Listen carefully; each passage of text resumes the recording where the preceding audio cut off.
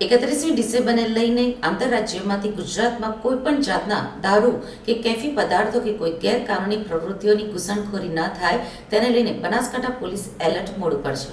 રાજ્યના છેવાડાનો બનાસકાંઠા જિલ્લો એ આંતરરાજ્ય સહિત આંતરરાષ્ટ્રીય બોર્ડર ધરાવતો જિલ્લો છે.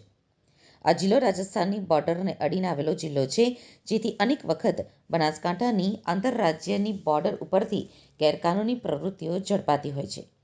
અને તેમાંય બનાસકાંઠા જિલ્લાની અમીરગઢ ચેકપોસ્ટ એ અતિ સંવેદનશીલ ચેકપોસ્ટ છે.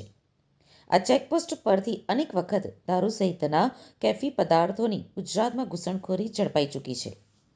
ત્યારે 31મી ડિસેમ્બરને લઈને આંતરરાજ્યમાંથી ગુજરાતમાં કોઈપણ જાતના દારૂ કે કેફી પદાર્થ અથવા તો કોઈ ગેરકાનૂની પ્રવૃત્તિઓની ઘૂસણખોરી ન થાય તેને લઈને બનાસકાંઠા પોલીસ એલર્ટ મોડમાં છે.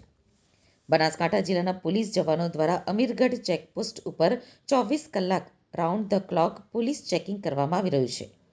અને રાજસ્થાનમાંથી ગુજરાતમાં પ્રવેશી રહેલા તમામ વાહનો ઉપર પોલીસ બાજ નજર રાખી body worn camera, breath analyser gun દ્વારા વાહનો સહિત વાહન ચાલકોનું ચેકિંગ કરવામાં આવી રહ્યું છે.